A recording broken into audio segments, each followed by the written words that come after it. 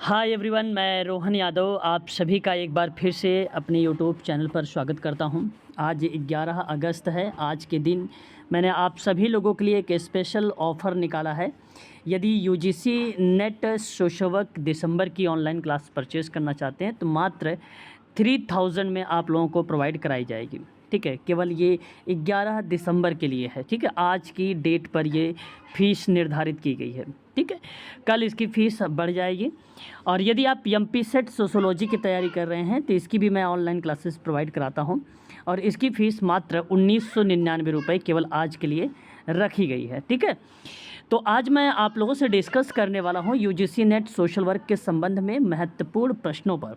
ठीक है, और मैं आप सभी को बता दूं कि मेरे यहाँ शाम को 7 to 8 PM जो है यूजीसी नेट सोशल वर्क की ऑनलाइन क्लास चलती है, जिसमें यूनिट नंबर 1 समाप्त हो चुका है और इस समय मैं यूनिट नंबर 2 पर बात कर रहा हूँ। समाजशास्त्र के अध्ययन के लिए कुछ उपागम है, जिसमें से प्रकार्यवाद और संरचनावाद इस समय आप लोगों का टॉपिक चल रहा है।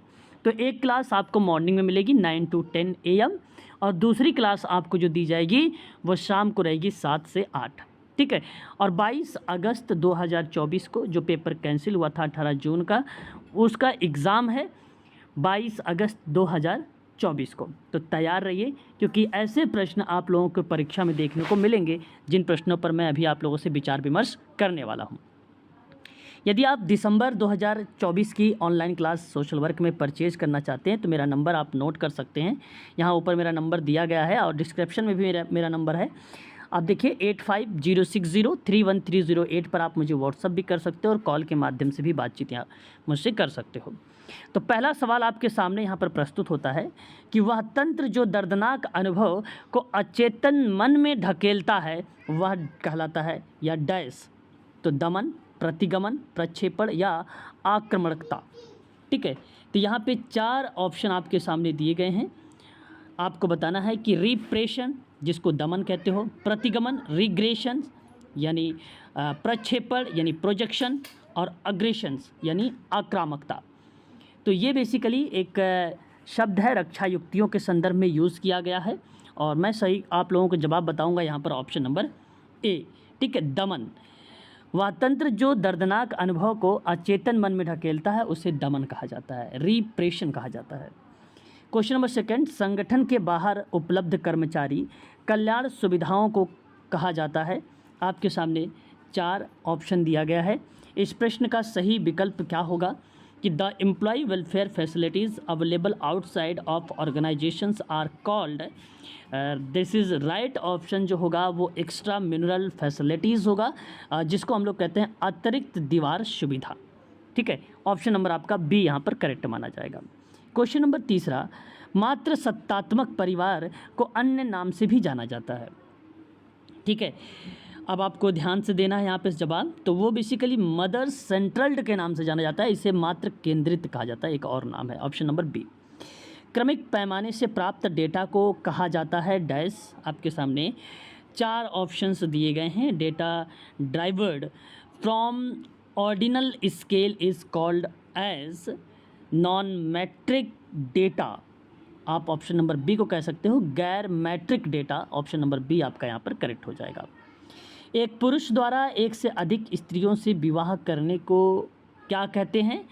और आप सभी को मैंने पहले भी बता रखा है कि पॉलीजेमी कहा जाता है, अतः आप बहुविवाह शब्द रिलेट कराएंगे। ऑप्शन नंबर पहला आपका यहाँ पे करेक्ट होगा। क्वेश्चन नंबर 6, विद्वानों के लेखन को अध्ययन में तैयार करने का आधार है। 4 ऑप्शन आपके सामने दिए गए हैं, आप जवाब बता सकते हैं। यहाँ पर ऑप्शन नंबर जो बी है साहित्य समीक्षा जिसको हम लोग बोलते हैं लिटरेचर रिव्यू, ऑप्शन आपका यही सही जाएगा कि विद्वानों के लेखक को अध्ययन में तैयार करने का आधार को साहित्य समीक्षा कहते हैं। नीचे दिए गए विकल्पों में से किसे संस्थागत असमानता कहा जाता है? क्वेश्चन नंबर 7, बेसिकली इसका बहुत ही आसान सा जवाब होगा ऑप्शन नंबर सी, सोशल स्ट्रेटिफिकेशंस कहा जाता है कि विकल्पों में किसे संस्थागत असमानता कहा गया है, वो सामाजिक स्तरीकरण को कहा गया है। ऑप्शन नंबर 3 सही जाएगा यहाँ पर। व्यवहार संशोधन में कौन सी तकनीकी का उपयोग की जाती है ना? व्यवहार संशोधन के लिए तकनीकी का प्रयोग यहाँ पर किया गया है यूज़। और सही जवाब क्या होना चाहिए? तो एक होगा आपका मुखर चिकित्सा, जिसको हम लोग असर्टिव थेरेपी कहते हैं। और उसके बाद आता है हमारे सामने विमुखता का चिकित्सा। और एक लास्ट आपका बनेगा सिंपल यानी सरल विलुप्त। ठीक है, ये 3 आपके लिए व्यवहार संशोधन की तकनीकी मानी जाती है। मुखर चिकित्सा, विमुखता और सरल विलुप्ति चिकित्सा है, ये थेरेपी है, इनका यूज़ होता है। 2, 3, 4 ऑप्शन में लगाइए। 2, 3, 4 ऑप्शन नंबर थर्ड में दिया गया है, अतः मैं कहूँगा कि तीसरा आपका सही जाएगा। क्वेश्चन नंबर 9 कहता है कि डैश समूह में विभिन्न लोगों के बीच अंतर संबंधों पर प्रकाश डालता है। ठीक है, तो dash highlights the inter relationship between different people in the group. Socialism कहलाता है एक प्रकार से, या सोशियोग्राम कहलाता है। और सही जवाब ऑप्शन नंबर आपका पहला जाएगा।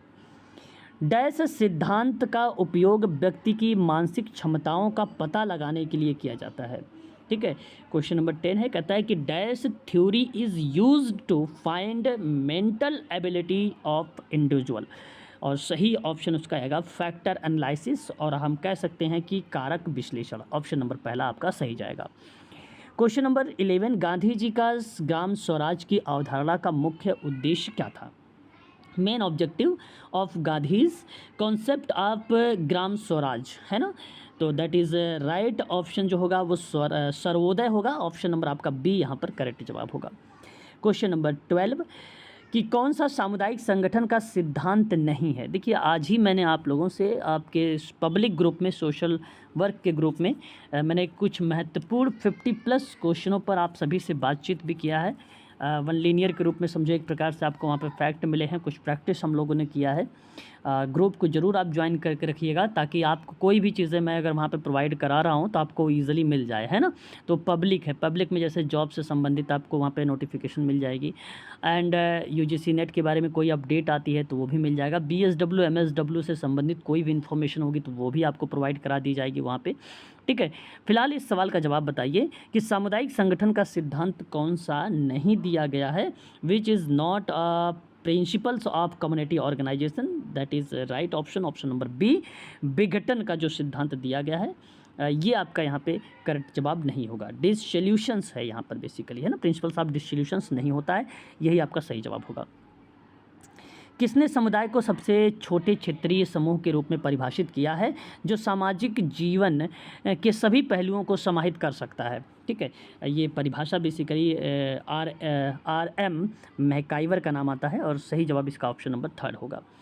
निम्नलिखित में से कौन सा सामाजिक क्रिया का महत्वपूर्ण एलिमेंट है, यानी तत्व बेसिकली मेंशन किया गया है? मैं आप सबसे कहूँगा कि आप लोग समुदाय की सक्रियता रखिएगा और लोकतांत्रिक दृष्टिकोण भी रख लीजिएगा, और साथ ही साथ सामुदायिक संसाधन रख लीजिएगा। व्यवहार को समझना, इसको हटा दीजिए।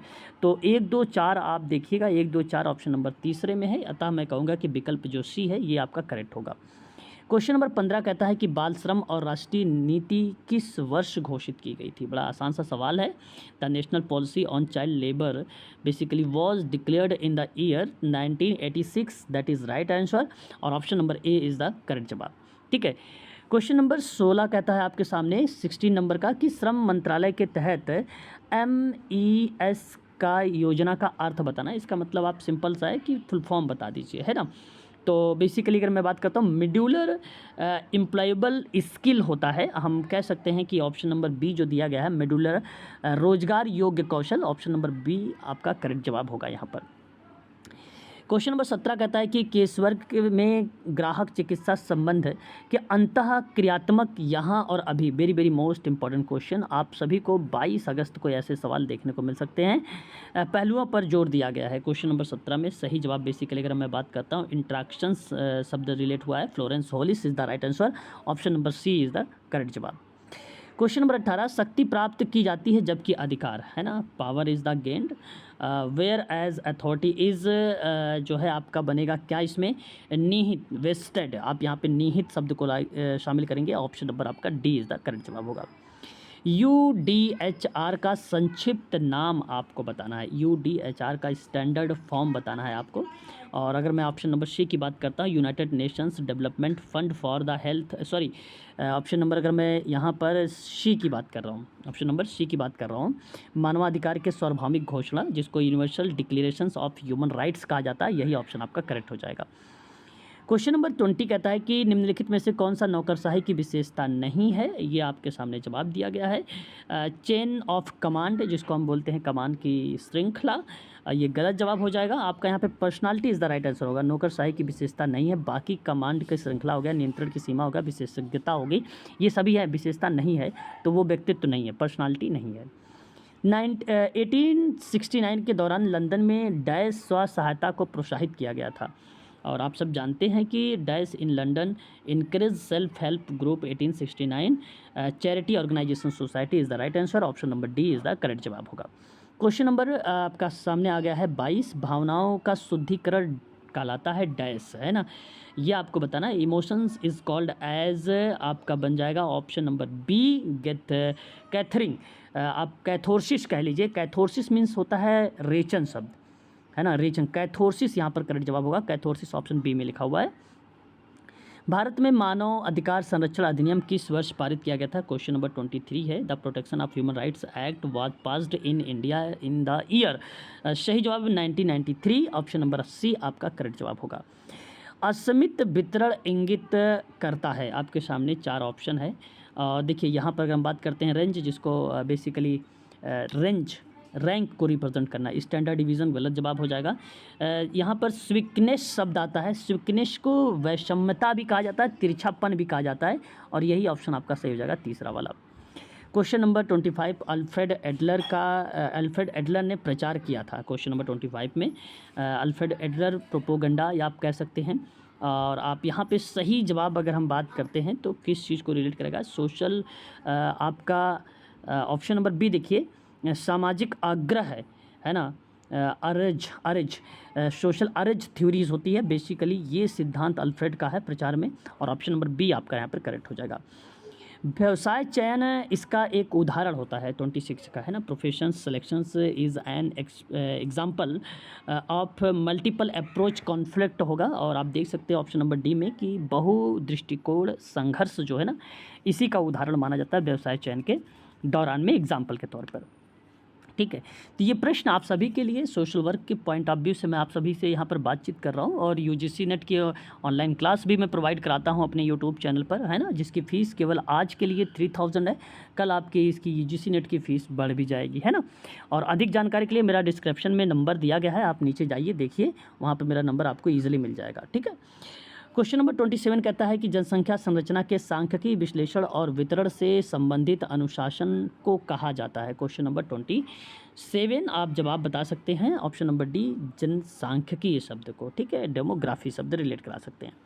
क्वेश्चन नंबर 28 बाल श्रम के सभी रूपों के निषेध को इसमें समझाया गया है, वो अनुच्छेद आपको बताना है, आप बता सकते हैं आर्टिकल 24, ऑप्शन नंबर आपका सी यहाँ पर करेक्ट हो जाएगा। सिगमंड फ्रायड द्वारा दिया गया पहला व्यापक व्यक्तित्व का सिद्धांत आ गया है आपके सामने, और आप बता सकते हैं 29 का सही जवाब होगा psycho analytical theory, option number आपका A is the right answer हो जाएगा, मनोविश्लेषणात्मक सिद्धांत। क्वेश्चन नंबर 30 कहता है सामाजिक कानून के प्रभाव से सामाजिक समस्याओं को हल करने के संगठित प्रयास को क्या कहा जाता है? क्वेश्चन नंबर 30, और आप जवाब दे सकते हैं सोशल एक्शन, जिसको हम लोग बोलते हैं सामाजिक क्रिया, है ना। एक्शन कहिएगा, ना कि इसे कार्य कहिए। सोशल वर्क का भी पार्ट यहाँ पे रिलेट होगा, लेकिन यहाँ पे सोशल एक्शन अगर होता तो सबसे बेटर ऑप्शन होता है। 31 कहता है कि विकासात्मक नीतियों जो लोगों द्वारा आवश्यक वस्तुओं और सेवाओं की योजना को केंद्रीकृत करके जीवन की गुणवत्ता में सुधार करने का प्रयास करती है, उन्हें क्या कहा जाता है? ये सवाल का सही जवाब जो जाएगा वो बेसिकली ऑप्शन नंबर अगर हम बात करें तो ए सामूहिकवादी जाएगा।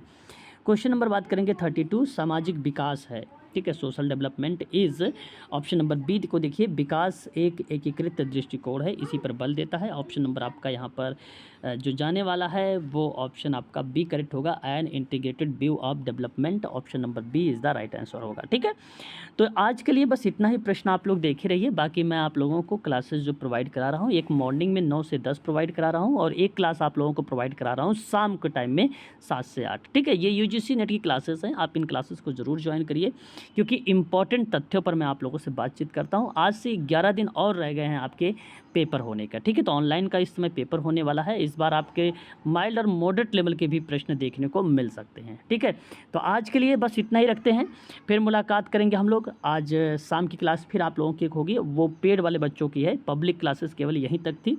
और इसके बाद आपकी क्लास पब्लिक आज नहीं की जाएंगी, ठीक है। कल आपकी क्लासेस बेसिकली यूजीसी नेट की है, जो पेड वाले बच्चे हैं, मॉर्निंग की भी और इवनिंग की भी, ठीक है। तो आज के लिए बस इतना ही।